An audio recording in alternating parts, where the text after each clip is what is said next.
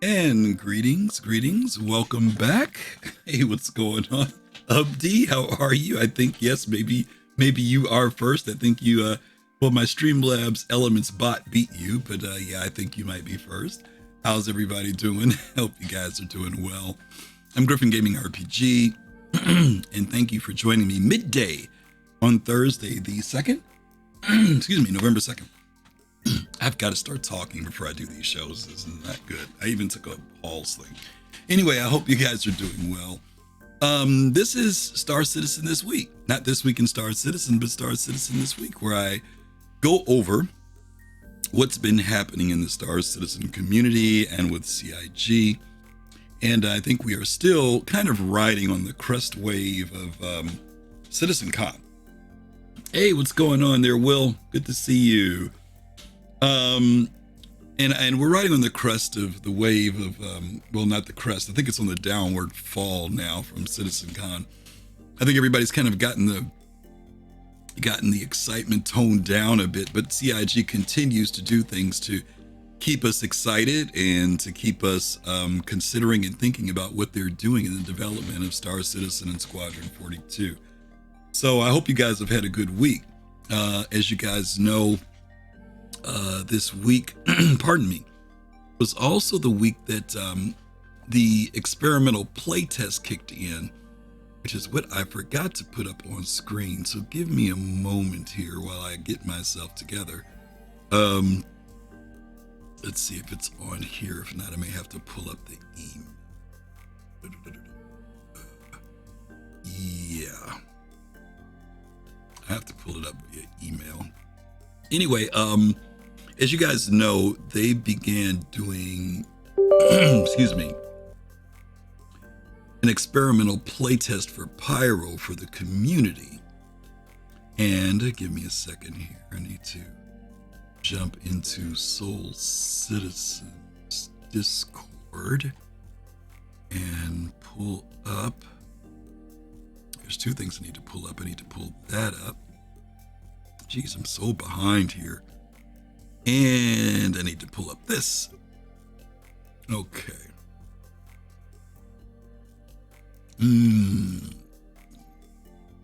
Okay, so let's put this here and put this here. And then let's go here. Okay. Who's that who came in? Shipwreck. Hey, Shipwreck. Haven't seen you in a good while. How are you? I hope you're doing okay.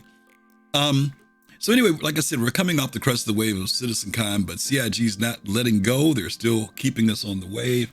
So let's go ahead and jump in and take a look at some stuff in relation to that. Hey, creator, good to see you. Got to blow up the screen here for you guys, as always. CIG just published these the other day. I am not going to go through all of these. Believe me, as you can see, there are 218 pictures on this page. Oh, you're always lurking. Oh, lurking and working. I hear you. There's 218 photos here and 500 plus on the next slide. But I did want to show you these. For those of you who remember back in 2018, CIG brought this Dragonfly to Austin, Texas. And we got to take photos on it. And they gave it a new paint job. They refurbished it. I think they made some things a little more solid on it. Gave it a new coat of paint. And called it the Dragonfly this time. It was the Yellow Jacket in 2018. And again, it was a very popular prop that JRDF or JDRF placed out.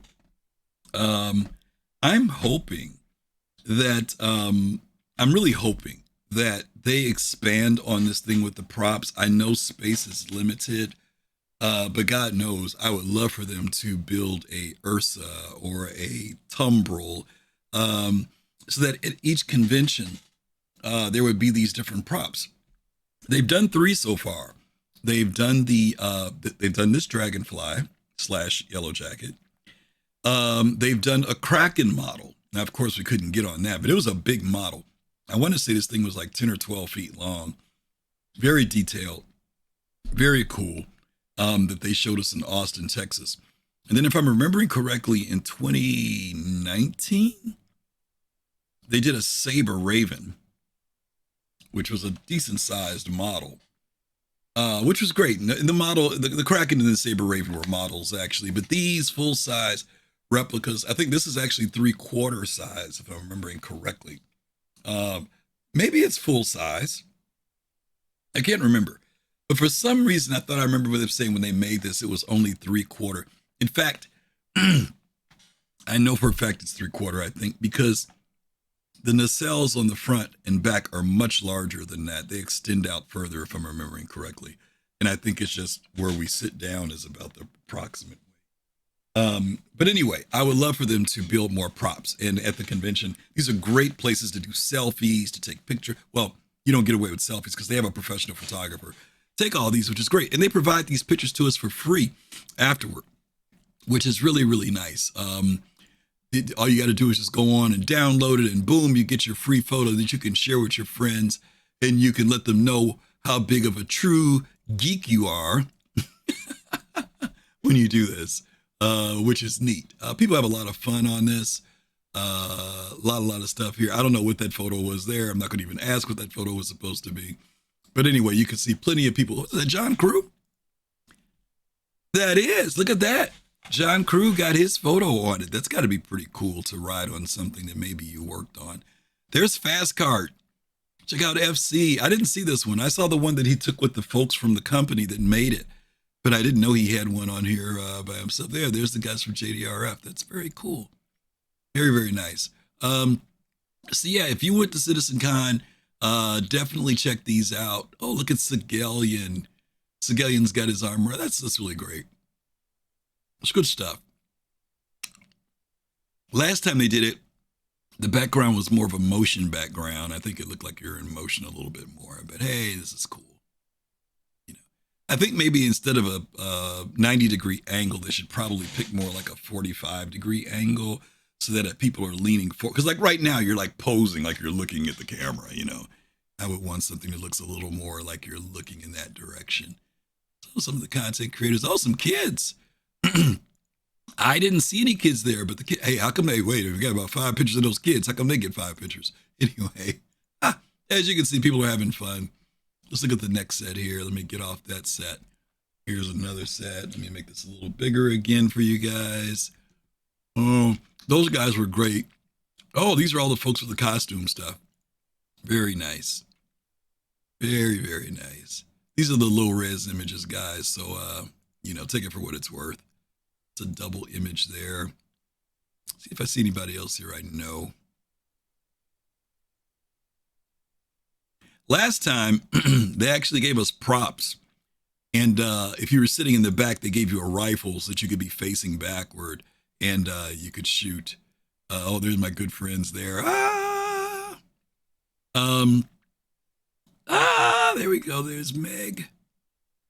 Yeah, very cool stuff here. Oh, the person, they got ran over. Oh, no, he's just laying down. Okay. That's great. 3 friends get together and take photos. It's good stuff. Hey, Marzipan, what's up? Very, very cool. Look at the team there. That's nice. That's cool, except for they're blocking the bike. They needed to have them like down one more level so they could have the bike behind them, but it's okay. Forgive me. I'm a former, well, not a former. I'm a former professional photographer. I did photography for 30 years, so I can be pretty critical sometimes of photos. I try not to be. I try to make sure that as long as people are having fun and enjoying their pictures, then hey, that's all that matters. But this is great, and CIG's got 562 images on this one, so a lot of stuff there. Anyway, good stuff, right? Good stuff. A lot of fun. Definitely a great time at CitizenCon this year. Definitely want to tell you to those of you who are in the UK, on the other side of the pond, if they are in the UK or Germany next year, really want to tell you to consider going. If you're here in the States and you've got the time, there's Paul.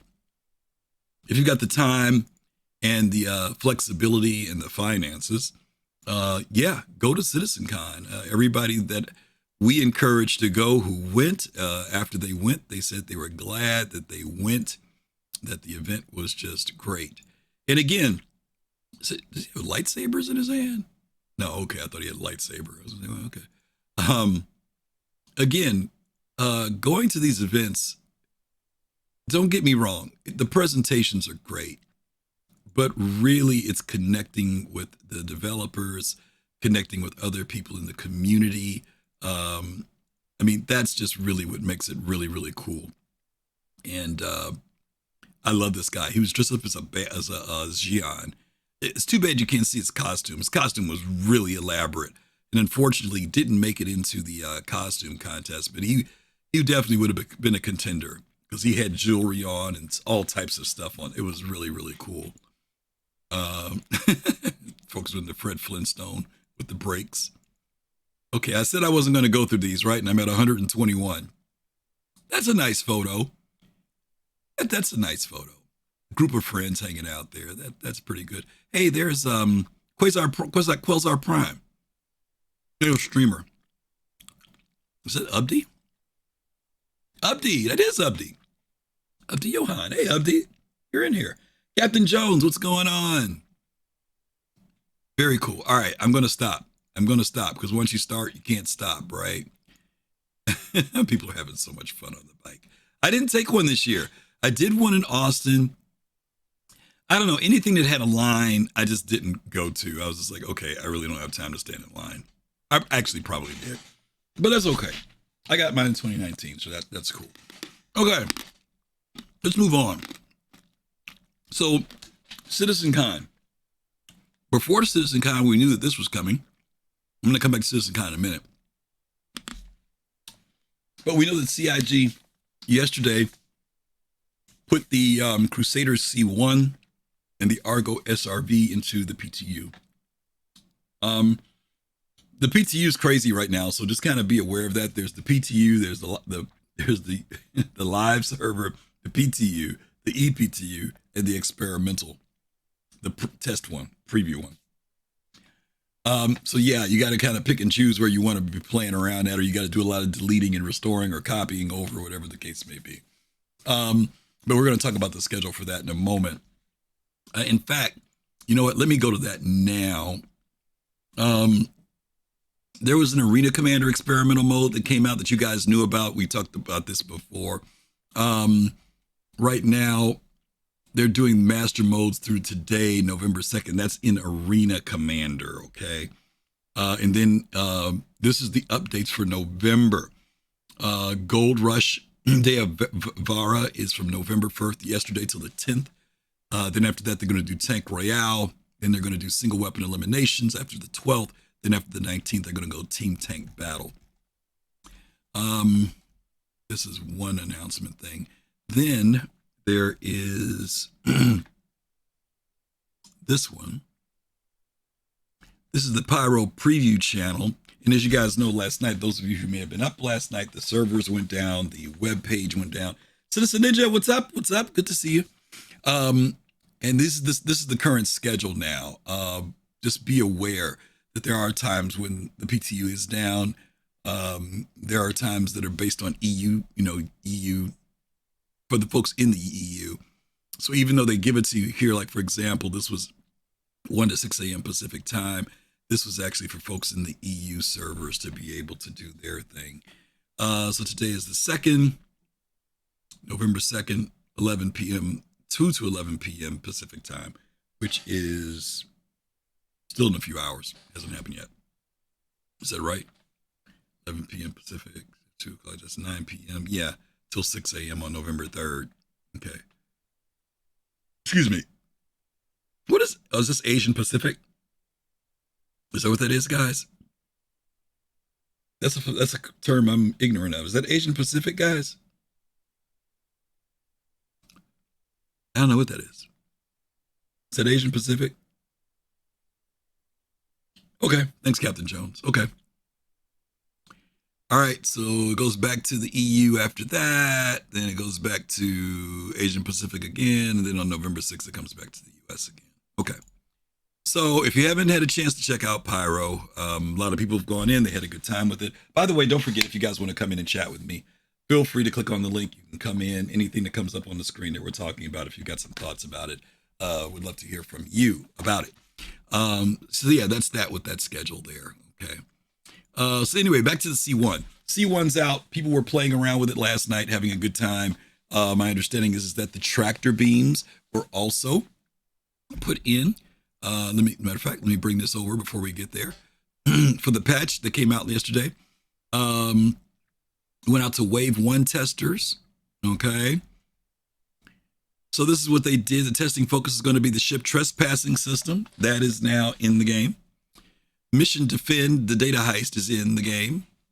The new player experience at New Babbage is in the game. Got to see what that's about. Vehicle headlight refactor. Let's hope that this was a pass on all of the headlights on the ships. That they've brightened them, made them beam the correct way. CIG, please, please, please, please, please, if you haven't done it, if you're going to do it, ignore me. But if you haven't and you're not considering or you have not thought about it, please do undercarriage lights on certain ships. It doesn't have to be every ship, but big ships need an undercarriage light because even when you're landing third person, if there are boulders, rocks, trees, all that good stuff, it would be really great to be able to see them. The forward lights just don't, they can give you an idea of a clear area, but once you're trying to land, and I'm one of those people who avoids third person. I am a first person, deep in the immersion type person. I like to eyeball the spot, see if it's there, and then land. Sometimes, though, I have other people. I have my co-pilot. My co-pilot might be giving me visuals and say, hey, am I clear? And we need to know what's going on under those ships. So big ships, and I'm not being funny when I say this, but definitely big ships. Let's see. BBG. Oh, dude. Hey, BBG, didn't know you were here. Thank you, man. Thank you for the bits. As always. Thank you. Big ships, 890s, Carracks, Reclaimers. I even take them as small as Connie's. But like the Starfarer is beautifully lit, but it needs some lights underneath it because it's got a very low bottom. Starfarers, any of those ships that are 100 meters, I would say 100 meters long, they need to have undercarriage lights. That's from a Starfarer on up, okay? Now, if you want to do some ships lower than that, I'm fine with that. I wouldn't mind if the Connies and stuff like that had them too.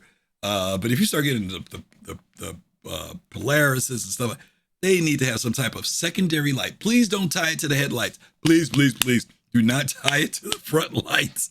You really want those lights just to be able to come on underneath the ship when you're landed, when you're taking off. That's it. Forward lights, they do not need to be connected. It drives me crazy when you do the C8R. For example, if you turn your headlights on, then the freaking ambulance lights comes on, letting everybody know that you're coming. You know, don't need that much light. We would like to independently be able to control the lights. Let's see. Exclude signage maps. Tractor rifle is unable to be equipped. Oh, okay. All right. New Babbage experience includes new signage and new maps. Oh, okay. They made it much more user friendly or new player friendly. I get you now. Okay, that's very cool. All right. Here we go. Please pay attention to this because I noticed this in the notes last night and people were a little frustrated with the tractor beam. It says that the features are in partial state.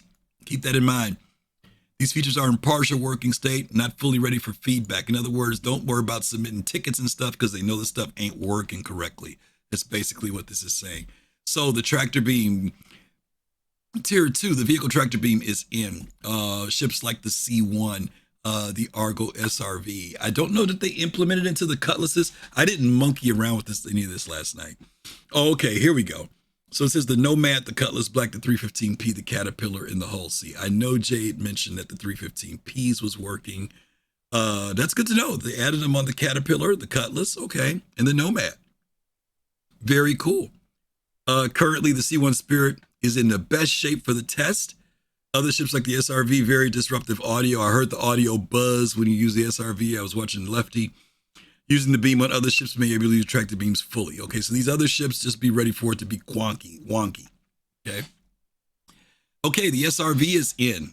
Okay. Siege of Orison global event reactivation. Siege of Orison is back, y'all. They put the other platform stuff in, but the Siege of Orison is in now too. Hey, Admiral, how are you?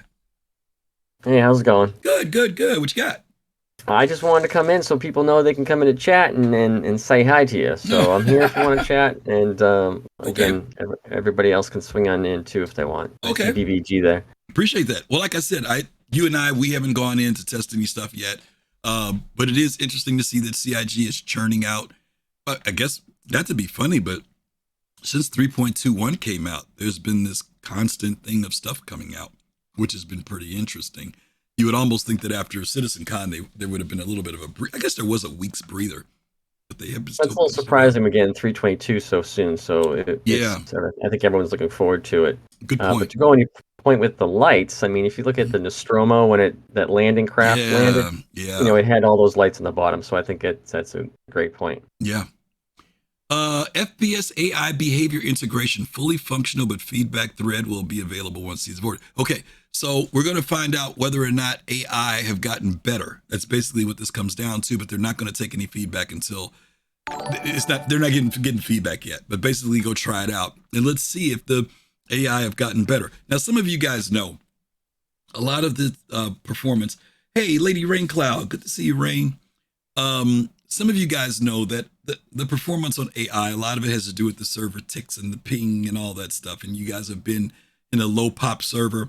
If you're in a low population server and you run into AI, they can be pretty fierce and pretty challenging. But once you start getting above what do you think, Admiral? 60, 70, 80, they You start to know get me, dumb. I like a nice 50 server, so it's pretty Right, good. right, So right. But once you get like 60, 70, 80, they start to get what people call dumb, right? The yeah, I agree. reaction times fall off. Sometimes you could walk up to them, there's a delay before they respond. Sometimes you could walk up to them and choke them and they don't even do anything. So that's really what the issue is. That's the same issue with standing on chairs. A lot of that is the load ins, other things load in first. And the next thing you know, they load in and then they're standing on a chair. Um, anyway, to make a long story short, let's see if AI have gotten better. That's basically what that comes down to. The known issues here with the SRV. Let's see. The PU vehicle's audio components. We know about that. The audio is funky. There's a weird buzz that comes on when you use the SRV. Let's see what else here. Vehicle art. The screen for the elevator panel is embedded into the panel housing. Okay. Give me 1 second, gang.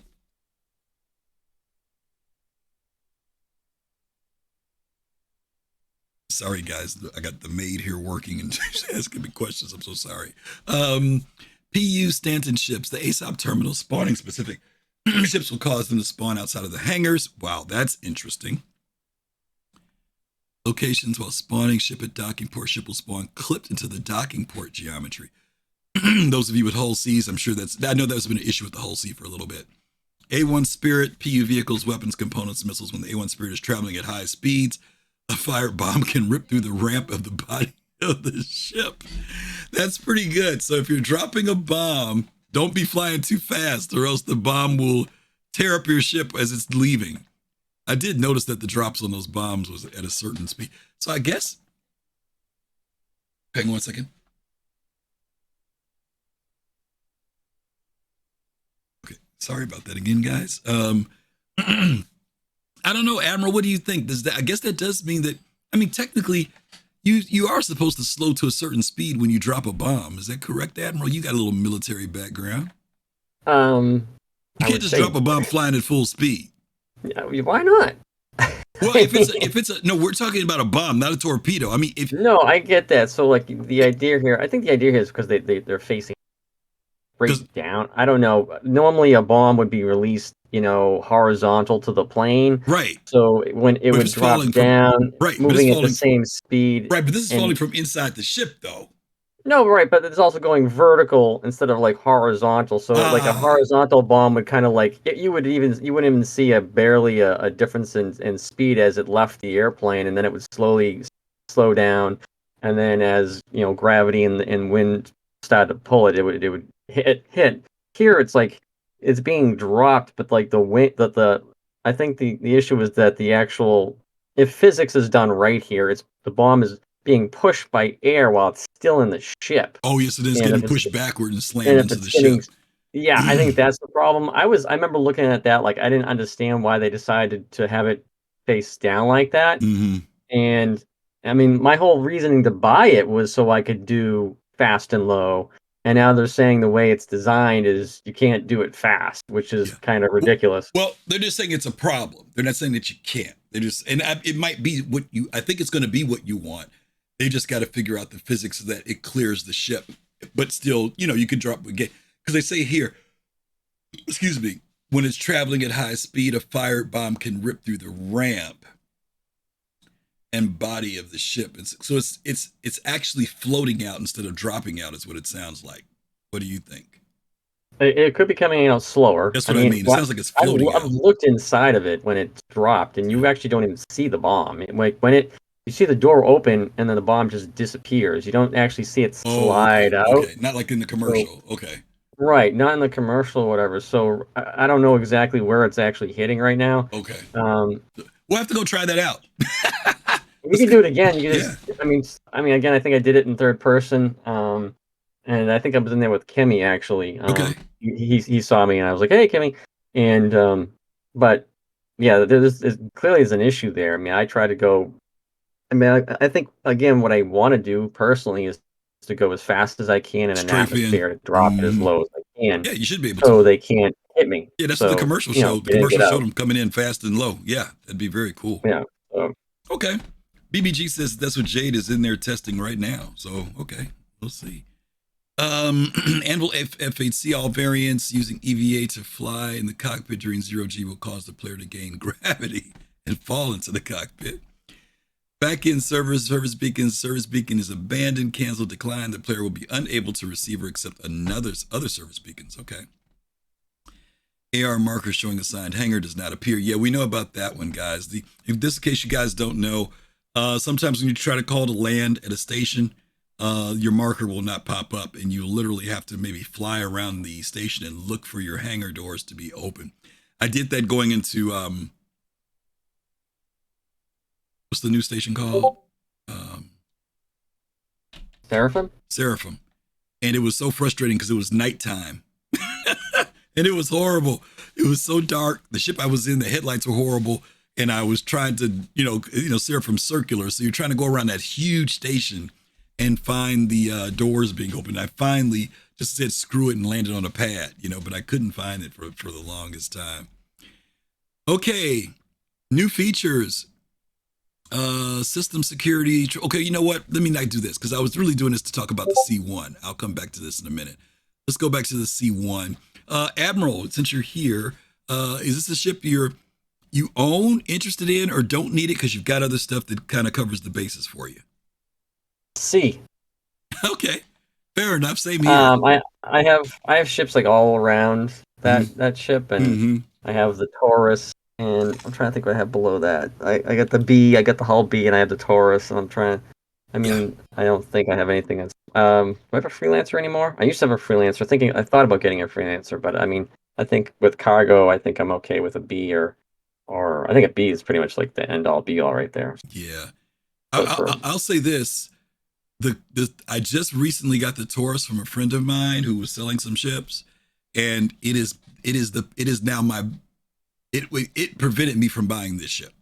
I was waiting to see whether I wanted this, and I think this only holds 120 SCU, and the Taurus is 168. Yeah, it's like 25% more. Yeah. So that's why I was like, no, I already have the Taurus. I'm just gonna stick with that. And I'm like it has you. The tractor beam. Yep, I'm like you. The whole A is what I can use before that. I've got Freelancer Max, not Max Dur, but I've got Connies. So my Connies are at 96. And so, like you said, the Taurus is like that in-between ship, because then when you get to the hull B, you're like at 384, I think. So the need for this was not there. Now, will I work for it in game? Maybe, because you know me, I've talked about having ships scattered throughout the verse. But I was planning on it. I said, let me see what it's like, because this is the only one I don't own out of the Spirit series. But then I looked and said, and I want to pat myself on the back, Admiral, for having some discipline, for saying you don't need it. You've got ships in your fleet, even though it's a very cool looking ship. It's funny. I was like, oh, I'm gonna spend some money in this Invictus. I mean, not Invictus. CitizenCon. But I didn't spend anything. I think I bought one paint. Okay, and that was that's it. It was good. like $8. That So you did awesome if that's the case. I haven't spent anything yet either. I've been trying to bide my. I think the other thing too was when they offered things and said that they were going to give the 10-year insurance that normally goes with IAE, then it also cut down the urgency and the FOMO feeling for a lot of people, I think, because they know that if they don't buy it now, they can get it when IAE comes around, I will push back on that Dur comment though, because Well, I didn't mean yeah, the it works dir. for Yeah, I didn't mean the dir. Yeah, scratch the dir. I didn't mean the dir. I really meant you mean the regular freelancer? the Connies. No. I really meant the Connies. Okay. That's why I changed up. Yeah, because I thought about it when I said I didn't mean to say dir. I said freelancers. The only freelancer I do own is the dir, and that's because of the exploration packet. But I don't. I've used it on occasion to move when I'm mining from the refinery. But after that, I stopped using it, and I use the Connies, more now. The dir's got a little space in it, but that's really more for me for exploration. I try to keep ships within the framework of what they're designed for. Those rear turrets are frustrating as heck. They should be remote, and then Yeah, it would be all set. yeah, and they definitely need. Well, the design thing. Who'd have thought, right back in the day? Trying to get boxes in and out, and you've got that big thing that comes down. It's kind of a funky place. Well, for me, it's just like getting a rock in there is impossible. Yeah, So it's just exactly, frustrating. exactly. Let's see. Evil D, thank you for the follow. Appreciate that. All right, so that's the C1. Let's move on to the next one here, Admiral. The SRV. I owned this and then I used it for a giveaway, so I don't own one now. But I want one because I've always, I'm a support person. I like doing support kind of stuff. Do you own one? Not interested? Not your gameplay? You're making me laugh over here, Griff, because I think I was the person who actually won your ship. Oh, it might have been. Okay, yeah, maybe that was the case. Well, congratulations again. Before I got into Soul Citizen so much, I ended up winning an SRV from okay, Soul Citizen. Yep. So that's where it came from. That's where it came from. Back then, I mean, sometimes I have these ships, and it's like the gameplay's not there, but people are interested in it, and it's like, okay, I'm not using it. I'll just get another one later. And that was kind of my feeling about it. So I'm happy to give it away. Yeah. No, I'm looking forward to it. And I think the tractor beam thing is, I know there's questions going on, like, it should be able to pull, a certain amount of mass. I saw somebody today try to quantum with I think it was a caterpillar, and it just like disappeared behind her. I think, I know in the catalog, they show 2 SRVs pulling a constellation out of atmosphere. And I think that's kind of the thing that's going to happen with the ship, where there's a certain amount of mass. Absolutely. And I think it's coming down the road with the 2-handed tractor beams, and how the single-handed tractor beams going to get kind of like seriously nerfed. And people aren't going to be too happy about that. But I think it's just, it's in lore. It's just coming down the road. Yeah. And this is why we always encourage people to be aware of the game that it's going to be, not the game that it is, because this is still a testing moment. But you're absolutely right. The image you just mentioned is right here. It makes sense, guys. You can't have an SRV, towing the freaking Titanic. It's not the way it works. Because this game is based upon, as you mentioned, Admiral, gravity, mass, weight, all that stuff is a factor in the game. And what this does is create, again, we've talked about, Chris is also promoting cooperative gameplay. Now, cooperative gameplay doesn't necessarily mean that you have to have friends to do things, but it does mean that you may have to rely on players to do things. And so there will be people out there guaranteed who have orgs and groups that their whole purpose is doing support and hiring them. So if you're a solo player and you need your Connie towed to a certain location because it's been damaged, or you want to get out of a certain area because you've got some critical, maybe some valuable stuff on it. Maybe your quantum drive just failed. Maybe that's all it was. Or maybe you've got some type of damage on your ship that you just can't do anything. Well, yeah, you're going to hire some people who are going to say, hey, I need you guys to tow me to this particular location. And it's not, even as a solo player, the universe is going to be a place where, I don't know, Admiral, let me ask you a question. Is the universe a place for somebody to be solo? And that's a rhetorical question, but I'm asking it. Is space a place to be solo? I mean, I think it can be if you kind of have the realization of the dangers of doing it that The way. risk, I the mean, risks of it. you can have a, you know, a small exploration ship, for instance, which has a good fuel tank, Yeah, quantum, and all that stuff. And I mean, you're certainly not gonna, like, I'm not going to take that ship into Vanduul territory. I'm not going to take that ship into an area that um, is going to be like, say, Pyro. I wouldn't want to take that into Pyro. And I'm talking about end game type stuff, like, when this thing's released. yeah, Um, and I think like really co-op gameplay is going to be really needed to go in certain areas. yeah, So I think you bring up a good point where, if the idea is death of a spaceman's a thing, and you don't want to lose your character, you want your character to, um, be around and gain experience and affiliations with other organizations, then it's something to be kind of thought about. yeah, But I think CIG is making it so that if you do want to try to do that, if you do want to take the risks that going into space inherits yeah, automatically because space is dangerous as it is, yeah, then they give you that opportunity because it's your it's your choice in life, I guess, to climb a mountain by yourself. yeah, To some people, they dive hundreds of meters or 100+ meters, with no oxygen tank, and something could happen to them. So I think the goal and the personal courage, I guess, that hmm the person wants to take and see if they can do something by themselves and to succeed doing it will make people want to do it. yeah. And the percentage of people that make it out there on their own, I mean, that's a big question mark, right? But I Yeah. think to take it away from people is, Yeah, I'm not by any means suggesting it. I guess what I'm suggesting is I'm thinking about what it means to pioneer. And yeah, pioneering can be yeah, done both on a solo level and a group level. But you said something at the beginning of your statement that I think is what I wanted to highlight. It is the risk that you take to do it. If you and I decide to go climb a mountain together, let's say we're going to go do mountain climbing. And if I go to do the mountain by myself and I achieve that on my own and I get to the top, great, right? There's a certain reward aspect to that. If you and I do it together, there is a cooperative aspect, right? I don't say, "Dag, I wish the admiral wasn't here. I wish I did this by I myself," can be a right? jerk. Yes, No, true. but you get my saying. That's it's No, I still get what you're it's saying. a shared victory. But the risk factor of doing that mountain climb by ourselves. Let's say that we climb that mountain and I'd happen to trip and sprain my ankle or break my leg. The dynamics have changed versus if you and I were together and I sprain my ankle or break my leg. You've changed the dynamic of survival. And I think that what CIG is going to do is find the balance between those that doesn't make it so gamified that there's no challenge, but not so simulation that you really get hurt. Now they got to find where that even walk is, right? Because there should be penalties for taking on certain levels of risk.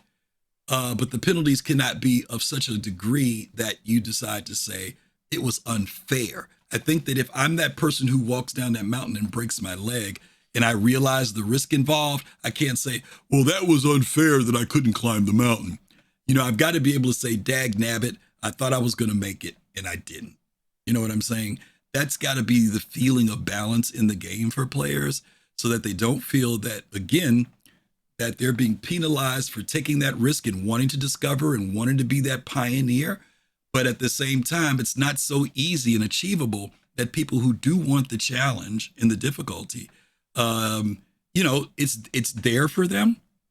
And but at the same time, it's just got to be a cool balance, is all I'm saying. And I'm curious to watch how CIG unfolds that. So when you were talking about these, I'm saying this because when Admiral talked about the SRVs, there were some people who were disappointed that the SRV couldn't pull a Carrick or it couldn't pull a Connie.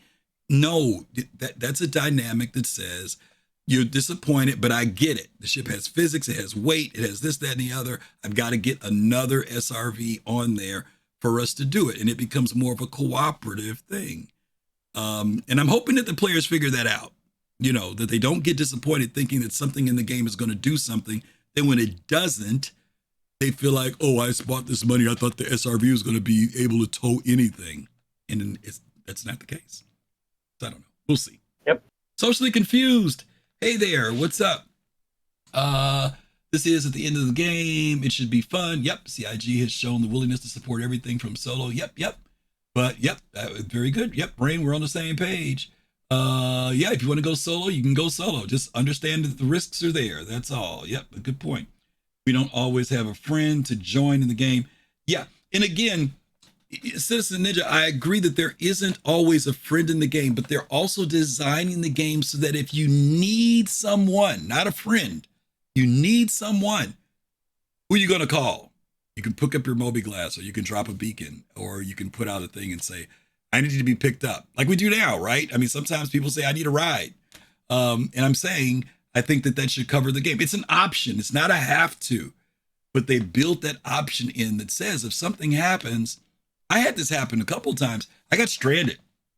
I had a couple times where somebody blew my ship up outside of a UGF, and nobody from my org was around. And I took that risk and said, let me put a beacon out. And lo and behold, somebody came flying in with their whatever it was, and they picked me up and they dropped me off. That was not my friend, but there was somebody in the game that I could fall back on, which I thought was very, very cool, you know. And of course, there's a risk, right? I could have got down there and they could have blew me up just for the lulz, for no other reason.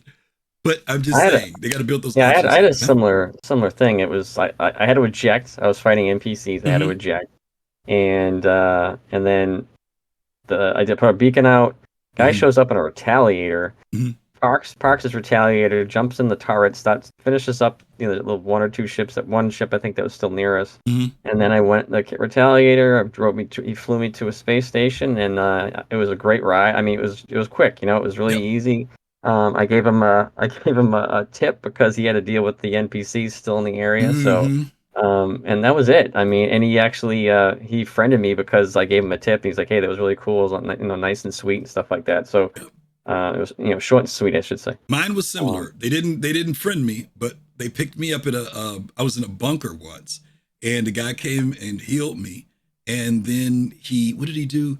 He healed me. And then he took out a couple of the bad guys because they were in the area so that they wouldn't come over where we were. But he didn't take any loot or anything. And I said, hey, dude, you can loot if you want to. He says, nah, I'm good. And I gave him an additional 15,000. You know what I mean? And he was like, oh, dude, thanks. That was it. He didn't do anything, didn't take anything from me. A lot of times I know people, I get it. There are people in the game that, they'll come down and strip you and take your stuff and leave you and stuff. But that has not been my experience. My experience, for the most part, has been, in fact, I've never had anybody do that yet. I'm not saying it doesn't happen. I've just never had that as an experience. Anytime I relied on a player to come pick me up or heal me for medical, they did it. And they kept on rolling, And I did have people who took my weapon off of me to make sure that I wasn't going to get up and shoot them. You know what I mean? But then they gave it back. They put it on the ground and they left, So that was cool, Anyway, I don't want to belabor the point, but that's the SRV. I haven't tested either of these out, the C1 or the SRV, but they are in the PTU for you guys to check out when you get time. CIG also talked about, let me see, this is the patch notes. Let me come back to the patch notes first. Let's go to something, Admiral, you and I were talking about the other day. I'm going to show a clip here because John Crew put out a post the other day since we were talking about ships. He did put out a note the other day about ships and what CIG is working on. I'm going to go over it again because I think on Sunday, even when we talked about it on the show, I was a little hazy about right back. Sure, about their production. So if you guys want to watch this along with me, Admiral's taking a slight break. I'm going to follow this here. So, as Mark said there, scanning stuff is coming in the future. We didn't show a lot of it because it does sort of turn up in some other teams' panels, and we didn't want to steal their glory a day early. So I highly recommend sticking around for both the UI one and the flight one tomorrow. So, we've talked about the past, we've talked about the present. Let's talk about the future. So, here is a big block of squares that represents our backlog. So, each one of these squares is a ship or a vehicle. All the light blue ones are all the ones we have released to date. All those gray ones are the ones that we have not done yet. The dark blue ones are the ones that will be in your hands by the end of the year. Okay, now this is where it got hazy. All the blue ones are done. All the gray ones still need to be done. And he says all of these dark ones on the bottom are the ones that will be in your hands by the end of the year. Now, I think this was a semantics thing. I think some of us heard that these 12 will be in our hands by the end of the year. In other words, in the next 3 months. And I was like, whoa, that doesn't sound right. That's pretty ambitious. They've never pushed that many ships out in one quarter. But it was actually, if you read this, thank you. You're right, Lorraine. It says these are the ones that are new in 2023. So these are all the ships that we would have this year in 2023. Now, we tried to go down the list, and I'm going to see if I can find this real quick. I pulled it up yesterday. Hang on a second.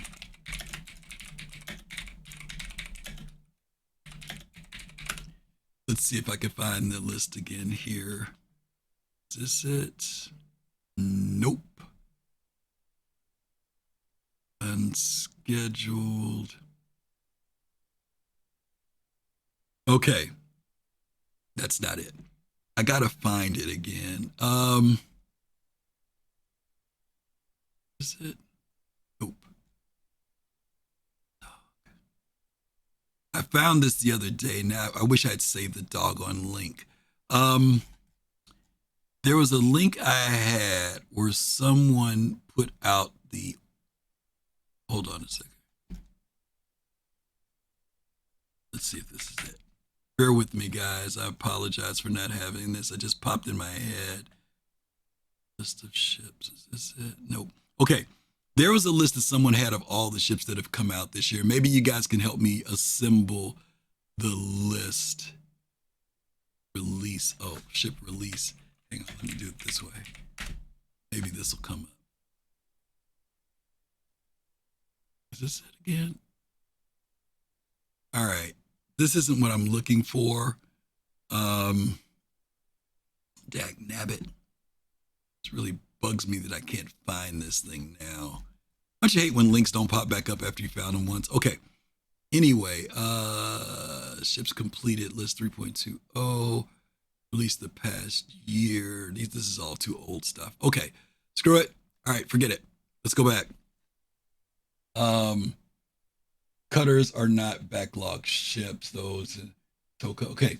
So there are 12 ships in the backlog. Okay. The A1, C1, F8, Hull C, Lynx, SRV, Kentucky, Storm, Vulture, X1.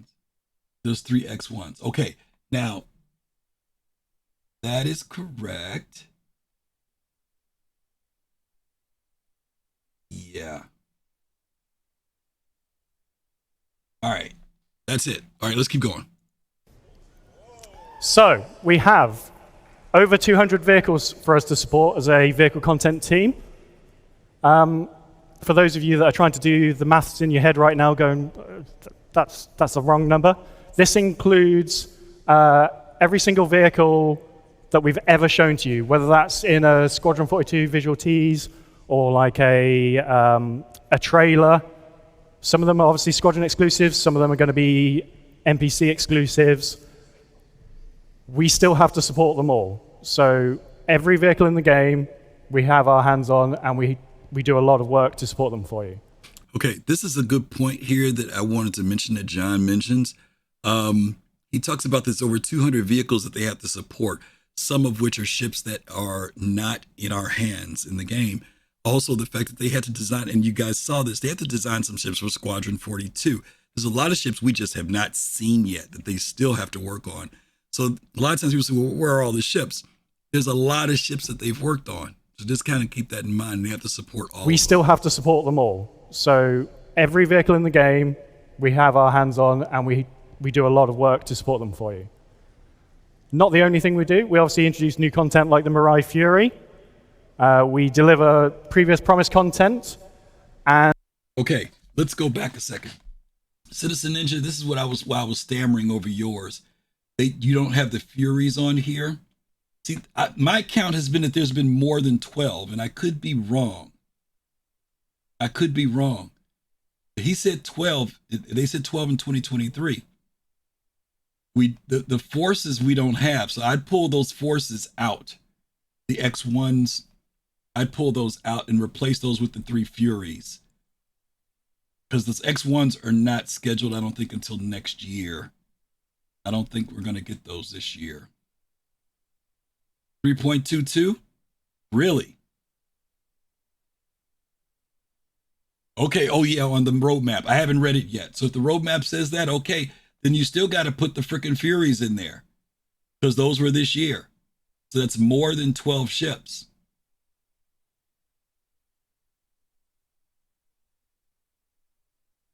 Oh. Okay. That could be it's again, we may be getting to semantics here. That might be the issue there, Citizen Ninja. They were not backlogged. We didn't know they were coming. Were those ships backlogged? The A1, the C1? I guess they were. I know the hull was. Links, yeah, that was backlogged. So, yeah, you're right. You are absolutely right. Those were backlog ships. Okay, I'll buy that for $1. I'll buy that for $1. Okay. Thank you for bringing some clarity. Again, this was the problem. It was the way things were worded, or maybe some of us were just reading into things the way we wanted to read them. I don't know, but that does make sense. Thanks, Rain. I got it. Okay. Yep, that makes sense. Okay. All righty then. Thank you for clarifying that. The Idris looks angry. Okay, let's keep going here. And as you'll see today and tomorrow, we do a lot of gameplay support. So obviously we help out. Ships are like the heroes of the game. You saw in the resource network engineering panel how that's going to impact ships. You will have seen, if you've been paying super close attention, some UI elements. Backlog is maps. the key to this whole thing. Stay tuned for that. We do all that. So we do a lot of work across all aspects of both projects. And to do all that, we need to do a few things. Okay, yeah, so John's talked a bit about the backlog. I'm going to kind of take a little bit, how are we going to deliver this? So in April 2023, we actually kicked off a new ship team in our newest studio, Turbulent, based out of Montreal. Yeah, go Canada. So we've now got 5 artists, or vehicle artists, 1 vehicle designer, 1 embedded QA tester, and 1 producer. And that kind of gives us everything we need to start bringing content out of another location. And it also means that we now have kind of reps globally for the vehicle content team in all 5 of our studios. What's the really nice thing about that is it kind of opens up a new pool of a kind of talent that we can pick from. And it should really help us to deliver some more content to the game. And you've actually just seen the first 2 ships out of that studio. So the Scout variant and the Zeus are both being developed by our Montreal team. Yeah, they're doing great. We're going to look a little bit more in depth at the kind of the art team and how we've grown over the years. You can see from this graph, this is our kind of like live numbers of how many vehicle artists we have dedicated to the project. You can see there's a nice trajectory going up. And with more team members, that also means we get kind of like not just more people to throw at stuff, but we get more experience, we get more knowledge. And that's, that allows us to kind of tackle our larger, kind of more complex ships. You will notice there in 2022, there is a little dip. Unfortunately, when that happens, that has kind of real consequences on what we are able to do as a team. I think, less people, so less power to put on stuff, but also some of that knowledge leaves us. With that leads us to have to make some kind of pretty hard and heavy decisions about what we're working on. And I think most recently, and probably most well known, is the Bounty Merchantman. Yeah. Now, we're going to... Let me stop here. So CIG here is showing us some stuff. And some people ask, why did they do this? And I think it was a genuine gesture of transparency. It's kind of funny. When the Suntucky Eye was being shown to us a few months back, and the staff said that they were trying to get it under the wire for the deadline, and it didn't make deadline, there were people who wrote comments saying, CIG, we appreciate you being candid with us and letting us know what the deal is. They were happy. Hey, Gladestone, good. Glad you got it going. People were happy for that being candid. Some people were. I saw a lot of people commenting saying, thank you for letting us know what the deal is and that you should be more candid. They were being candid here to me about the Banu Merchantman. There were some changes and stuff that were done with it. It wasn't dramatic, because I remember when we saw this was in gray box when we saw it before, and now they've white box rather. It's moved to gray box now. Maybe not all the detail that we wanted to see. We wanted to probably see some leaps and bounds, but they had told us that they had to put the Banu Merchantman on hold, and this is where they had left off with it. So they were kind of giving us an update again. But some people got upset, and I don't get me wrong, I understand they may have been disappointed because they were, of course you hear Banu Merchantman, they're hoping, well, maybe it's back on the fire again. Maybe they're going to work on it. But I think that it was just our own anticipation of wanting to see more. Don't get me wrong, I'm a Banu Merchantman owner. I'm one of those people that says, hey, make it beautiful. That's all I care about. We all know that Paul Jones had a tremendous impact on the design of the ship, and Paul left the company. So they had to do some regrouping.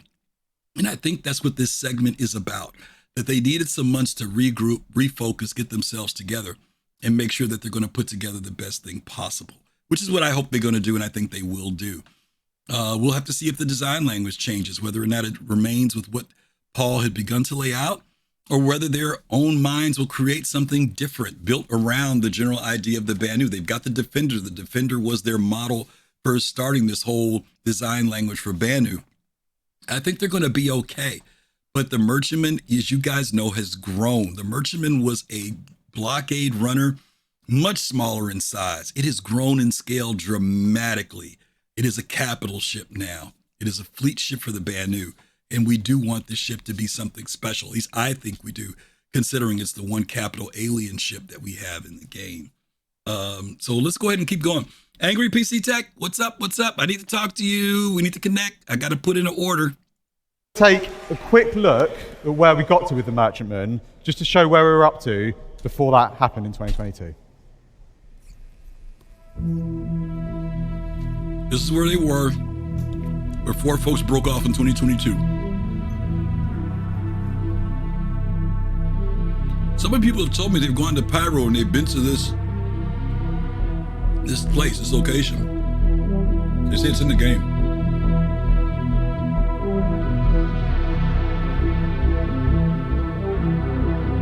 True Ninja.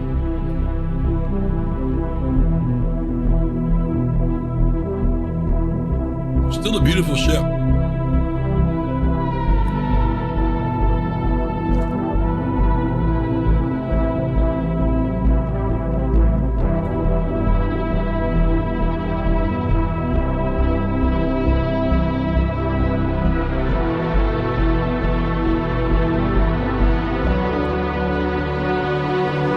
Okay, how's that ship being held up, y'all? How is this ship being held up, okay? This is not a zero G. Is it a zero G planet? I don't think it is. So I'd love to know how that ship is being held up. It's like a Star Destroyer. There must be some retros firing or something, jeez. Space magic, yeah, there you go, Lick Drain, there you go.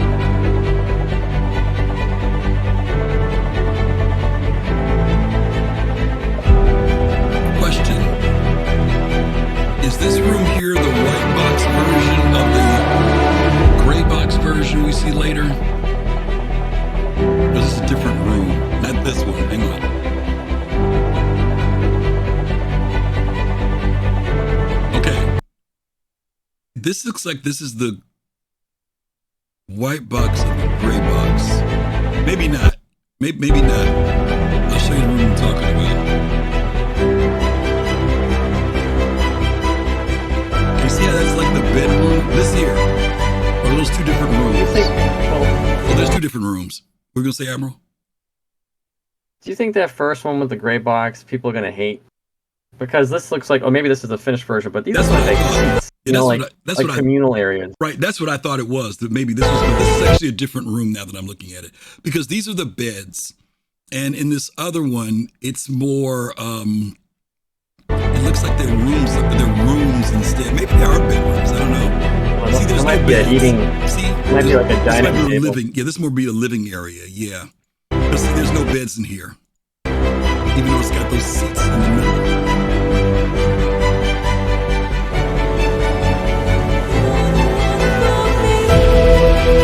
Sounds like a good idea, Admiral, what you said. There may be more living space. And this is the sleeping.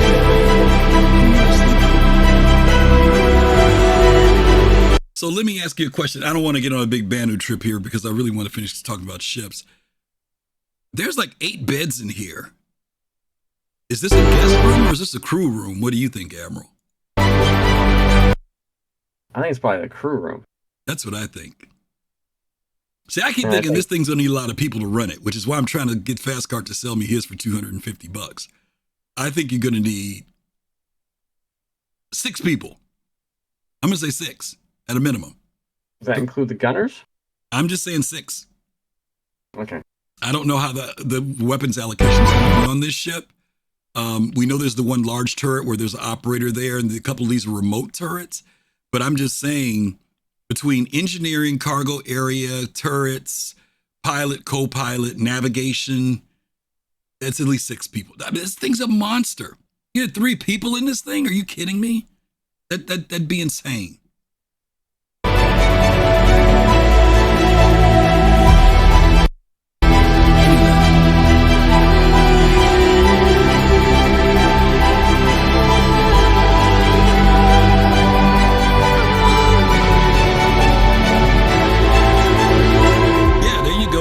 Angry PC Tech, at least 3 on the bridge, right? There you go.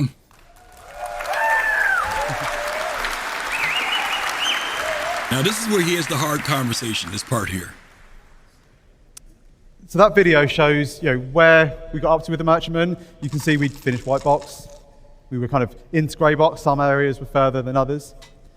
And I think one of the best things about working at a company like Cloud Imperium Games is that we're able to be pretty honest and pretty open with our development. One of the biggest questions we get is, what's up with the merchantman? Where is it? Why did it stop?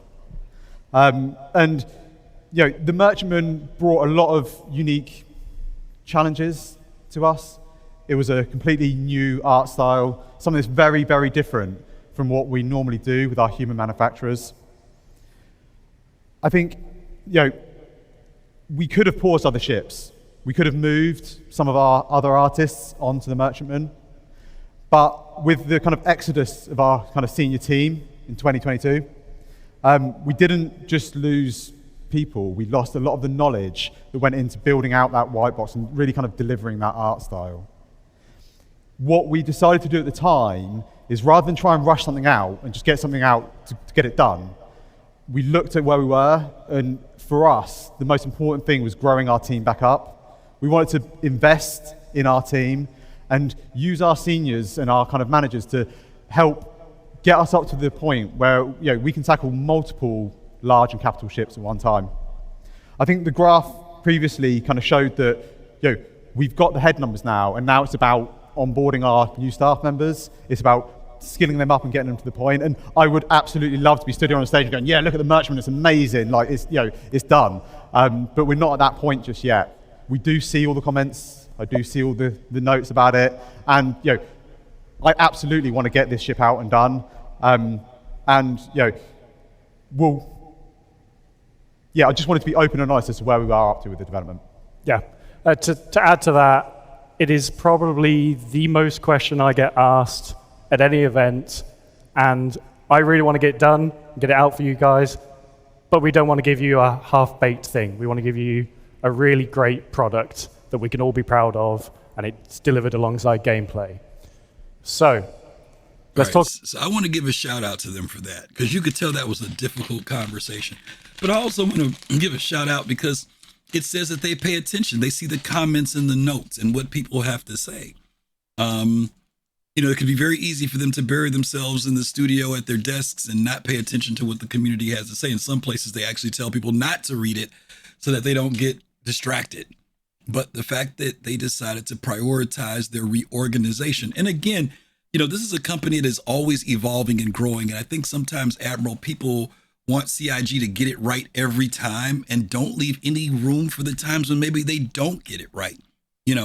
They obviously said that they had all these people working on the Banu Merchantman. When a few of those people left, it impacted them in a way that they didn't expect. And now it's also caused them to reevaluate so that they can work on multiple capital ships at the same time instead of focusing in on just one, which is what we do see as the end result that came from this particular, workshop or session that they did. Let's see what are folks saying here. I want the BMM to be released right before the Endeavor. Yeah, I want to have all the latest fancy stuff. Yeah, I know you like that. The longer it stays in the oven, the better it is, right? Look at how much we have gotten in the past 2 months. Yeah, I think it's going to be mistakes. Yeah, and here's the funny thing. Rain said something earlier. Where was your comment, Rain? Oh, I can't remember. Oh, yeah. She talked about how many ships have been released in this last year. It's been more ships than ever before, both backlog stuff and new stuff. So, they are progressing. We talked about how many ships, just yesterday we talked about how many ships were coming out and came out this year. So, and how much we expect to show up by the end of the year. Yeah. Okay, let's hit this last part. This is the part I want to go over with you guys. Quickly. Let's see if I can find it. Squadron 42 vehicles. I'm skipping past this. We aim to deliver everything you see in this video and more in the next 12 months. Okay. They aim to deliver it in the next 12 months. Didn't say there's no promises. They're going to shoot for, they're going to try, they're going to work toward. Okay, let's put it in all the different ways we can say it, because people will be swearing 12 months from now, they said they were going to give us this, that. No, they're going to try to give us this stuff within the next year. Okay, so by next October, let's see how much this they can deliver. Okay.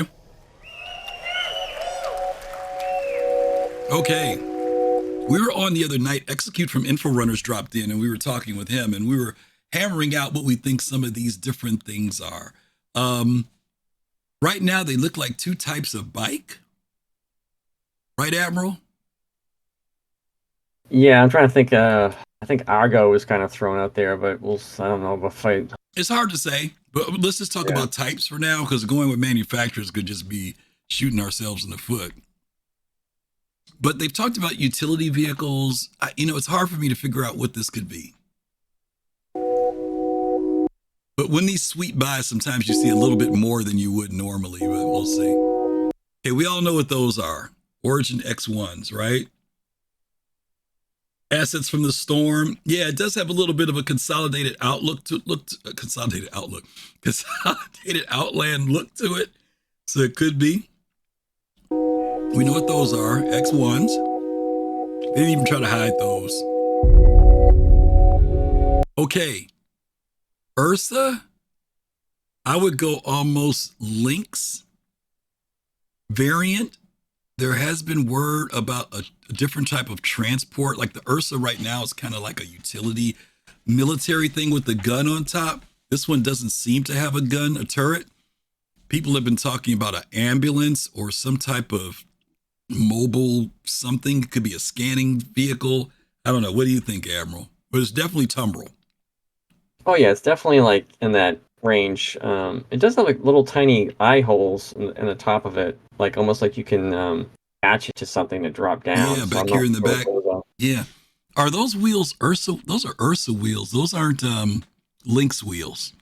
Lynx wheels have a different look to them. I think those are Ursa wheels. Hard I thought those were the fancier. I thought those were the fancier. Are those wheels. the fancier ones? Okay, maybe I got it wrong. Then maybe I'm in reverse. Ursa Medical, yeah, maybe medical, ground medical, yeah, okay. Also, look at the scale. They always have a scale here with a figure, so it'll help a little bit. Okay. A lot of you guys know that the Argo, what we call the Argo Cargo or whatever, but you guys know this vehicle has always been modular. A lot of people didn't realize that about this. It's always been like this. This is the base of what it looks like, and everything else attaches underneath. So like you have the cargo variant now, the personnel variant, they've always just been attached, but they actually are supposed to detach. But because we didn't have modularity, you never saw that in here. Now I know Citizen Ninja people call it the container mover, and I've seen that from the commercial, but that's just a regular Argo. I don't know. Here, let me tell you why this might be the container mover, because someone did mention this. I think Execute did. On the front of this, it looks like there's some type of attachment right above the cockpit, possibly tractor beam, possibly. Just don't know. Just don't know what that is. But my point is that the ship has always been designed this way. It's designed for multi-use. Mining, maybe Gladestone, I don't know. I don't know what that attachment's up there for, but it's not on the normal one. This is also a little bit skinnier. Now, some people have said this is the military variant that goes with the Idris. Could be. I don't know. Well, they showed that multiple times. Like they showed it in the Squadron 42 when they came out of the passenger version. Right. When they had the prisoners, they showed it in the last one that we just saw with the, I think that was either the cargo or the passenger one. Yep. It's funny you mentioned, so if you look at the passenger one from the tail end, that is actually the escape pod for the 890 exactly. jump. Those are pods, right? That's exactly what they are. But it's in white, so people are like, oh, that's the escape raft or whatever. Nope. But it's literally, it's across the board. They use the same same manufacturer to make that. Thank you for making the connection. That's exactly what it is. Exactly.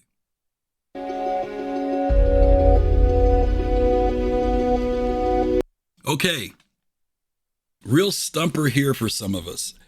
I've gone back and forth about what the heck this is, and I thought I knew what it was until I saw something in particular on this thing. What I saw was the cargo area underneath. The 315 or the 300 series cargo is just like this. It comes down just like that. But this has a flavor of Crusader. So I don't know. What do you think, Admiral? And here's the figure of the person over here. This is not a huge ship. It's big, but it's not huge. I like to know what that block is in the front, like that black this here block. Because the wings look like the A1 or the A series when they go Crusaders. Up for the VTOLs. It looks like a. I'm looking at the guy, the size of the person. It's a medium to large ship. I can't figure out that block thing in the middle, like you're saying. If it is in the middle, it could be something in the other side. I'm going to go more medium than large. When you say large, you're referring to what, like 100 meters or less? No, I'm saying it's like probably smaller than like a Taurus. I mean, it's smaller than a Connie. Yeah, smaller than a Connie, but bigger than what do you think is MSR sized? I can't tell. Maybe a little smaller than that. A little smaller. By a few meters. I'm just trying to look at that guy. Yeah. No, it's not the Carrick Glade. Look at the person in front, the figure. They would be huge in comparison to that. See, that nose is throwing me off too. Now, some people thought this was obviously not a C1 because the cargo doesn't come underneath like that. So it's not a C1. I don't know. Look toward the back of the ship here when this goes by. See the winglet? Watch this if I can catch it. See that? Is that a VTOL or a winglet in the back? Is it a wing that drops down or is that an engine? Bring it back a screenshot. That's it. Because it goes by so fast. It's zooming. And there are 3 landing gear. One, two. There's 3 landing gear. A center and 2 in the rear. I think. I can't tell. It's so weird. It's hard to tell on that one. It's really difficult to tell what this is. Let me see if I can slow it down. Playback speed to quarter speed. sound for you guys so we don't drive you crazy with that. Now I'm going like super slow.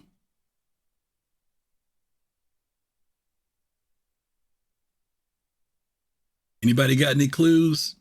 Freelancer size? Maybe. Can't tell. That's the one that's got me stumped, gang. Got a big tail section on it. Whatever that is, it Yep. sticks out. Here's another one. Frickin' don't know what the heck that is. Yeah, I know originally you want to think Mirai. I get it. But look at the scale of the person in front of it. Yeah, it's a huge ship. It's definitely a huge ship. And Mirai's about performance. That's their big thing, is performance. I'm not saying they can't make a big performance ship, but so far the three things that Mirai has pushed out have been small, very quick to move. It does remind you of a Fury. Don't get me wrong, I agree, but that's a big ship. Look at the size of the figure in front of it. I don't know what the heck that is. And there's no landing gear, it doesn't look like. So it looks like it's floating. Could it be something that's... Admiral, we didn't talk about Gatak or Consolidated, but Gatak in particular. Gatak would make sense. That would well, don't they have landing gear or no? Like the big cargo one. I think they do. They just got all that floating levitation crap. That was the only reason why I thought about them. But see, like the angular sections there that make it look like in the middle section, that maybe make me think of Gatak. BBG says a Mirai rally ship requires 2 to race. Yeah, it's so big. It's just so freaking big. I'm trying to put like that little stick man next to it, like inside it, and it's still a freaking big ship. Like this is bigger than it's the guy from Star Wars. This is the TIE fighter? No, not the TIE fighter. This is Dooku's. This reminds me of Dooku's. Oh yeah, Dooku's ship. Yeah. Yeah, it's weird. Can't tell on that one. They got us really hitting on that one. Okay, we all know what that is. That's the what's it called? The ice cream truck. The boarding ship, the ice cream truck. What's the boarding ship? It actually looks kind of cool, except my only problem with this is they've changed that front a lot. You know how the boarding area is on it? It looks like what they did was they got rid of the whole long corridor and they've made it more snub, like you're really like up against the ship when you attach now. Thank you, the Legionnaire. Thank you, socially. Yeah, Legionnaire.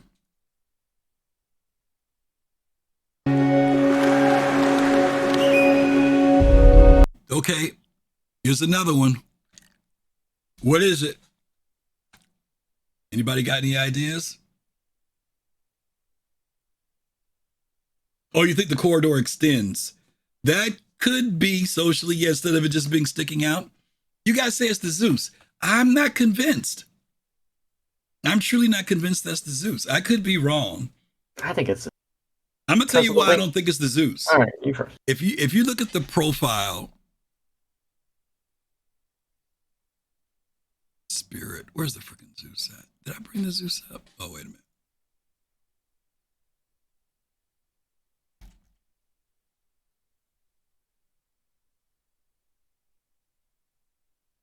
There we go. All right. Now, that could be. My problem with this is, where is it? There it is. I'm trying to find the stupid profile thing. Where is it at? They make these so difficult. Okay. You guys see how high the winglets are on this? And this is very blocky. I mean, maybe it is curved. It doesn't seem like it. Maybe it is. But when I compare that to this, okay, maybe it is that. Do they show us underneath?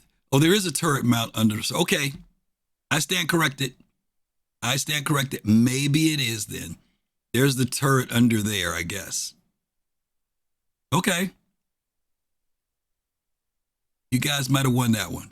There is a small hump in the middle up on top. So it kind of like where there's a little bump that goes up. Yeah. But I think the wings here look a little bit more aggressive in the picture, Yeah, and not so as aggressive on this one. right. I'm not sure. That's what's throwing me off. Maybe that is. I don't know. It's so hard to say. I'm not sure if there's like the other variants are different or not.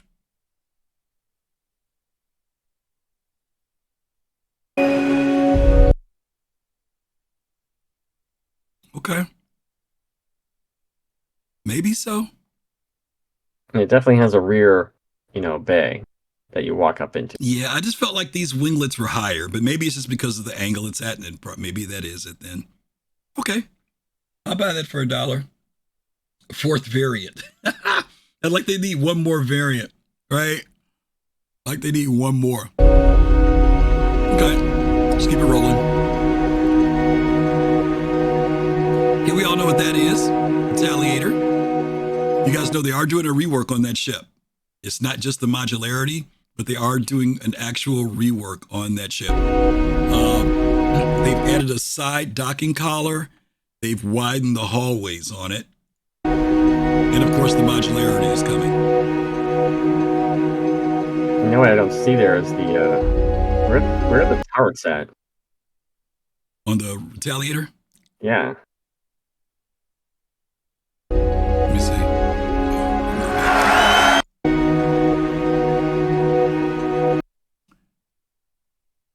Yeah, that'll be interesting to see. Maybe we just can't see them.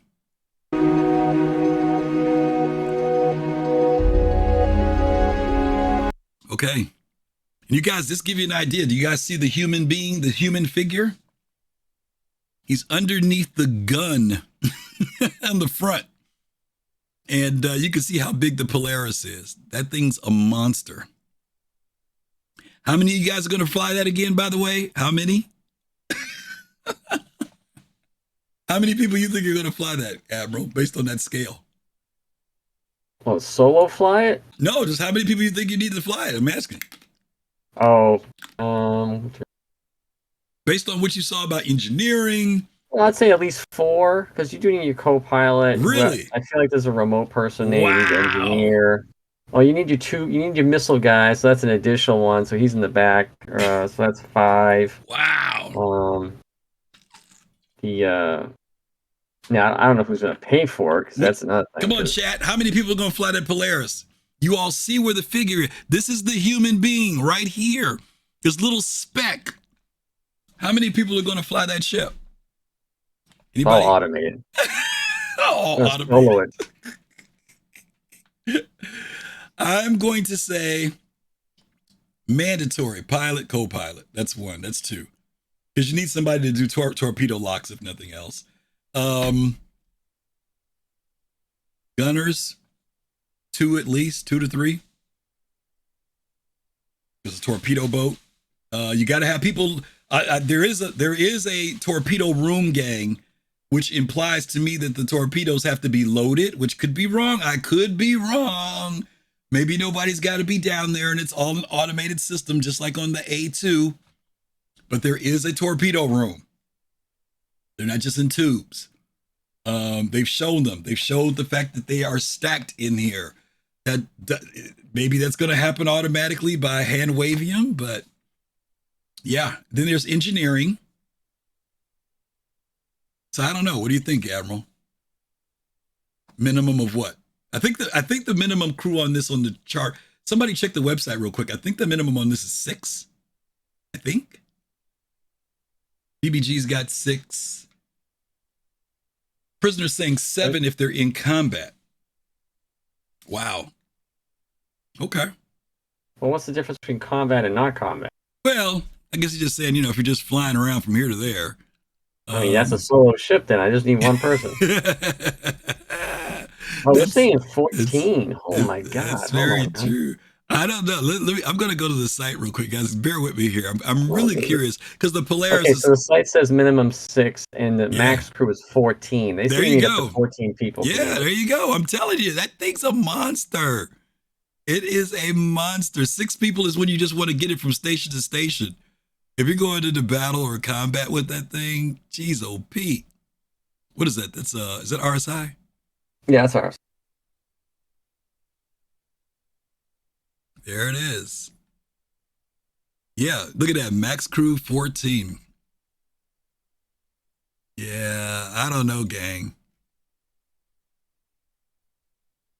And this ship is big now. I have no idea how, Jesus.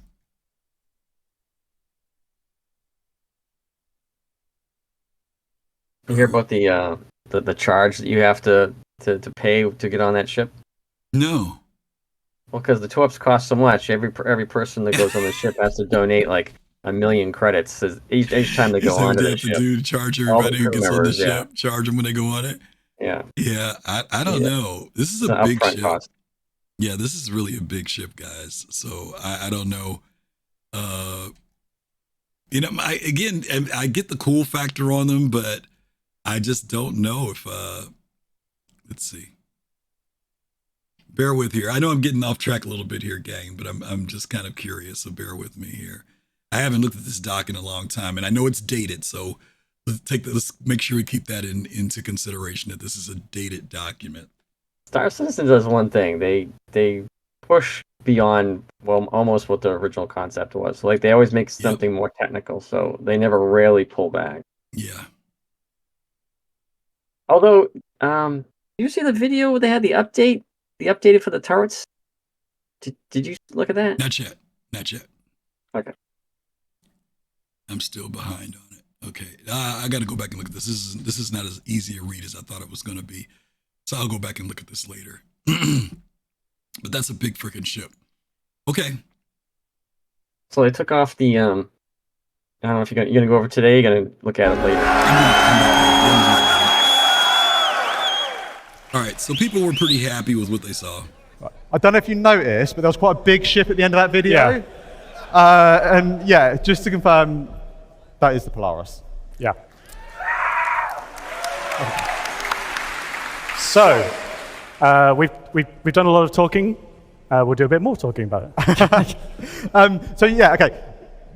Just wanted to touch again on why are we doing an RSI ship? Like, what is with that? So the thing about doing another RSI ship is that we've got a really well-established art style for RSI in our universe, and it gives us the ability to kind of train up newest members of the teams on something that's kind of quite a known element. That is absolutely not the only benefit, though. The way we are planning on tackling the Polaris is not tackling it as one ship, but actually we want to tackle, well, anyone that knows our backlog knows we have a number of large RSI ships on there. And our kind of plan is that we tackle that as a family of ships. We don't just tackle one of them and then we go off and do something else for 6 months, a year, come back and do another one, something else, come back and do another one. We want to tackle them all together, one after the other. And what that really allows us to do is just kind of streamline our development process. We're able to, for our more common areas of the ship, we're able to build kits that we're confident in, that we can reuse and we can make the most out of them. And then that allows us to focus our development time and our efforts really on the much more unique and the important and exciting areas of each ship. Tackling them as a family kind of allows us to expedite their development. We leverage the experience that we've got within the team. And it just allows us to, like I say, streamline everything. So first up, we've got the Polaris. Next up, we've got the Galaxy. Then we've got the Perseus. And that kind of closes out most of our large RSI ships. And then we can see what we want to take on after that. Okay, I'm going to stop it there. The biggest change here, you guys know when they talked about this previously, when they first gave us the news about the hold on the Polaris and the Banu Merchantman, was that they were going to do the Polaris, then the Perseus, then the Galaxy. But this time they flipped the script a little bit and they've moved the Galaxy and Perseus. They switched those around. And Admiral, I'm kind of thinking that might be because, one, they feel good about modularity, but secondly, they talked about that the Galaxy would be one of the ships that would be assisting with base building. And so I think that might be another reason to think about getting that ship prepared, so that when they are ready to do that, all they have to do is introduce the module for the Galaxy, because I think the Galaxy and the Pioneer were the two ships in particular that were going to be doing that. But we'll see. We'll see. I think everyone's looking forward to the upcoming RSI line. Yeah. So to include. I mean, I have a Perseus too, so don't have a Polaris, but I think Polaris is really strong to have against the Idris that's coming out in the near term. So you're going to have people that are able to. You're going to see some interesting fights. Yeah, absolutely. Okay, that's it on our ship stuff. I just wanted to get us caught up on that and also bring some clarity about. And thank you guys for helping clarify what was shared at CitizenCon by John Crew and the staff there. It was very helpful to understand what they were saying, that was really focused on backlog ships, that they wanted to get those 12 backlog ships out, but that they still were introducing other things outside of the backlog too. So that's good to know. And thanks for the count, Rain, for 17. Okay, some of the new features that are in 3.21, you guys know they dropped that on yesterday. They gave us a new patch in the PTU. They added the security ship trespass system. We've already talked about this. But they put that in. Mission Defend Data Heist has been added now.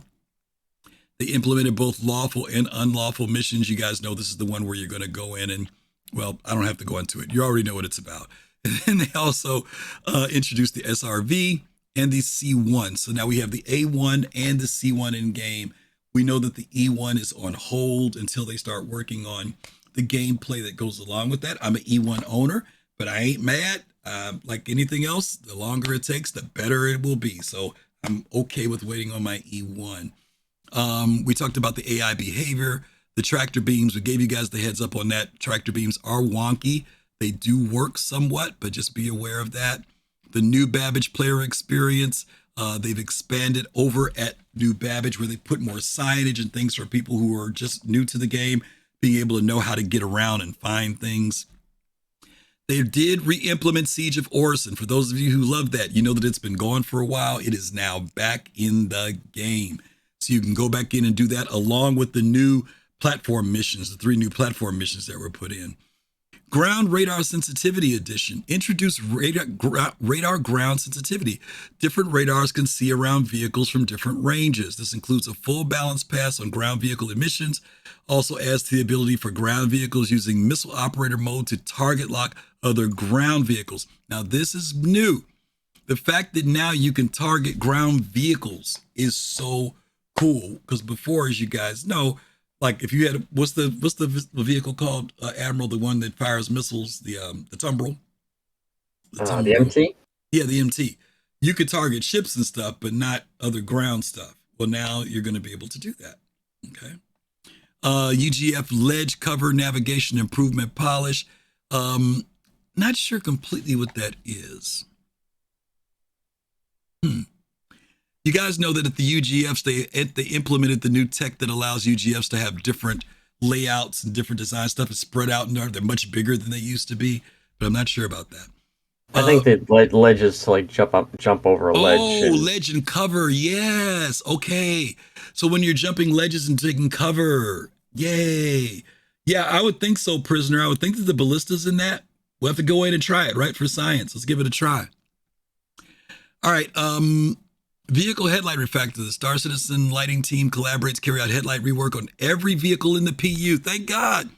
This has been done to create a more consistent look and functionality across each manufacturer. The headlight intensity, radius, the distance cast, and the color will be set based on the vehicle size and manufacturer. Thank you. This means that each vehicle will fall into one of 6 categories ranging from size 1 at 500 meters of headlight distance to size 6 up to 3,000 meters of headlight cast distance. Okay. We got to go in and check that out, Admiral. Tumbrel Nova, movement tweaks, adjusted minimum and maximum traction, friction, and steering stiffness. When we were doing tank battles or battle royale, tanks were a little floaty and all over the place, but I know they supposedly have been tweaking them. So we'll have to go in and try those out and see what's going on there. Wikipedia lists a ton of bug fixes here. Not going to read them all. There are a ton of them, okay? Because I'm already at my time for the hour. I know I started late today, gang. But I do want to hit a couple more things here. By the way, don't forget, if you want to come in and talk, feel free to click on the chat link. You'll come in and join. Admiral Kusanagi is joining me today. But you are welcome to come in. Roadmap Roundup. This is as of yesterday, the 1st. Skip all the regular intro. Notable changes for November 1st. The progress chapter. The following deliverables have been marked unannounced, that were announced, have been revealed.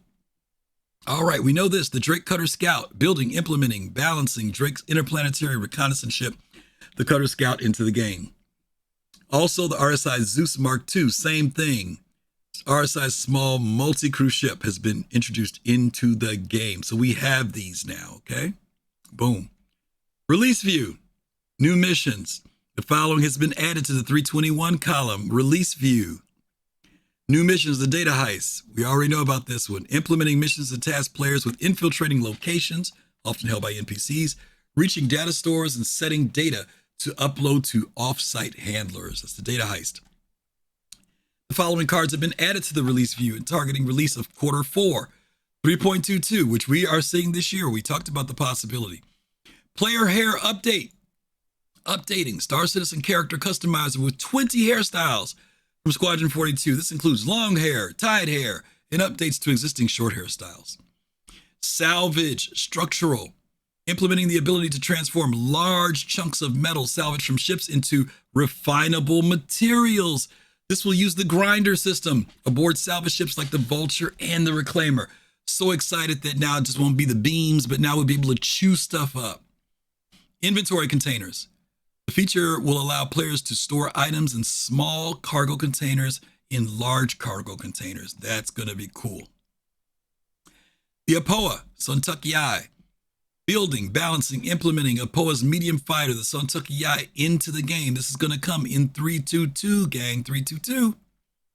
Origin X1, Origin X1 Velocity, Origin X1 Force. All three are going to be flight ready in 3.22. They'll be ready to go. So those of us who are Origin owners who've been waiting, we could ride around in style.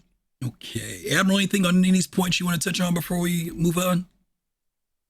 No, I'm good. I just I appreciate the headlights being updated. That'll be pretty nice. Yes. Let's see if they got it right. That's going to be the big thing. I do like the. Are you going to go ahead.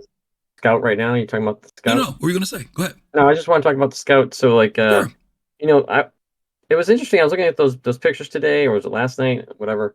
And for the new Scout with the radar dish on top of it. And if you look at the Jax McCleary video, you showed the one when he kind of crashed his the Tumbril, and they showed the rescue ships coming in. They showed like the C8R, and they showed a couple of the Terrapins. And in the Terrapin, actually, and the catalog is described also as a search and rescue ship. In the Scout pictures that they show on the website, they actually, one of the pictures on the far left-hand side, it kind of shows you Cutlass, what Cutlass is. I didn't really look at it close enough because I was kind of going through. Here it is. So keep going. Go to the scanning sweep below that. Go to the below page. They keep going down. Past here? Maybe, keep going down below that. Oh, here. The cutties. So the first one I have here, this is a Cutlass Red. This is a search and rescue ship down here. And there's 3 here. You've got search and rescue. You've got your salvage, looking for salvage. Yeah. And also pirating. So people kind of look at Drake as oh, this is a pirating ship. But this is also it's the intro into spending the least amount of money for the biggest bang for your buck to get into rescue. So I think this was really cool for them. I didn't really expect this. I didn't think about it in that regard. So I'm looking forward to see how that's going to play out. And are they dumbing down our radar systems, or are they greatly expanding the radar systems for ships that have these types of radar systems? I would imagine the latter. I think it's very interesting. I think what they're doing here on this, when I saw this picture, is what you said. Remember, we were talking about ships complementing other ships, right? Sure, you could go out just with your Cutty Red with your searchlight and look for stuff, but what the cutter seems to be doing here is it's getting a signature of what type of ships are up ahead when they're doing a search and rescue mission. So they're seeing, the person in the cutter is seeing that there's a Caterpillar out there damaged and a couple other ships out there as they're starting to scan and look for whatever it is they're looking for to rescue people. Now, you don't have to have a cutter with you, but obviously having a cutter with you will be a benefit if you're out scanning and looking for wrecked ships. I've gone out on missions before when I go on the dark side of a planet and I'm trying to find where wreckage is. And even if I'm pinging, I'm seeing the landscape, but sometimes it's difficult to see where the crashed ships are. And it's not until I arrive in the area where there's a marker and I turn my headlights on that I can finally see that's where the, the broken up caterpillar is. And I think what they're doing now is giving you eyes in the skies. And if you want to bring, again, how do we bring other players in to assist us with doing missions? But you don't have to.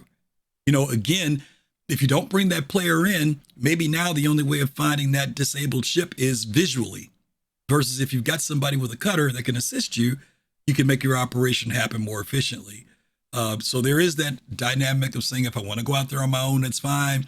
But if I get a mission and I say, dag, it's nighttime when I'm arriving at this planet, Admiral, would you mind coming along with me and pinging for me to see if we can find where these guys are? Well, now we've changed a whole nother dimension of gameplay, to the game. But that's a great observation you made, the fact that they use that as part of a rescue mission, right?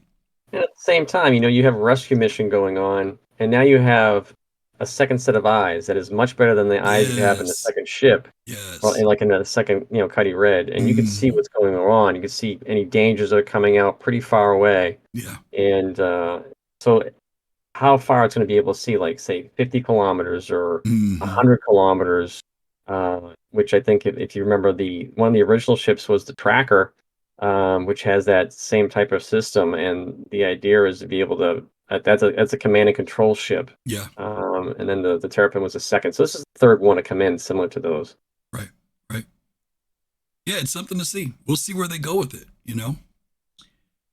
Okie dokie. I was going to do the monthly report, but not today. We'll be here all year if we try to cut through that.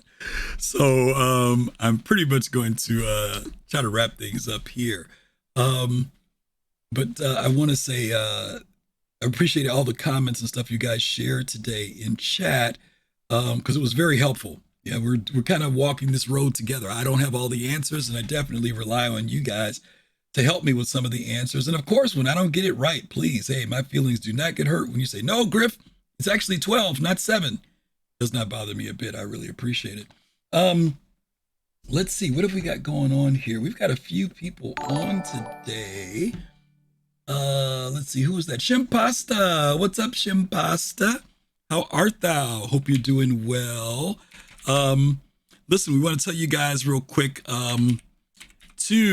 tonight on Soul Citizens, Fast Card will be on with Soul Talk. He'll be back this week talking about more stuff in the Star Citizen community. He'll expand way more than me with a roundtable discussion with you, the Star Citizen community, and whoever else he may have on as a guest. If he has a guest on, I'm not sure, but it'll be a good time tonight at 9 p.m. Eastern time, so you guys can join him. Also, Saturday, I'll be on for Soul Voices, where we'll be talking about things from Spectrum and Reddit in the community as well, similar to this, but more along the lines of Soul Citizens, where you can come in one-on-one and talk with me.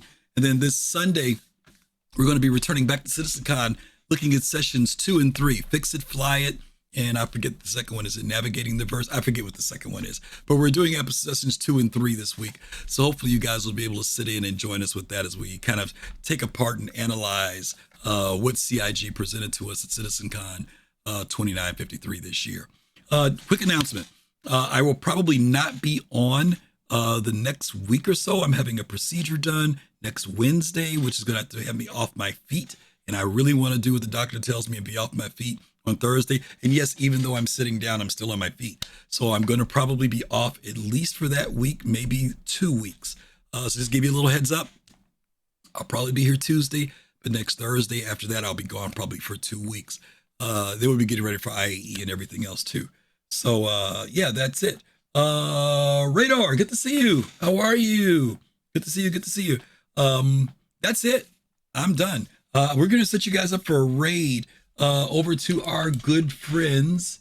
Let's see. I got to make sure I spell their name right. Did I get it right? Yes. We're going to send you guys over with Algrid and Execute with the Info Runners. They're on right now, live from Australia. You guys, when you get over there, let them know you came over from Griff. Give them some love. If you're not following them, check them out. They're really good. Give great information. And as always, we'll see you guys next week. Have a great weekend. Till then, peace, love, soul. See you later. Take care. Bye.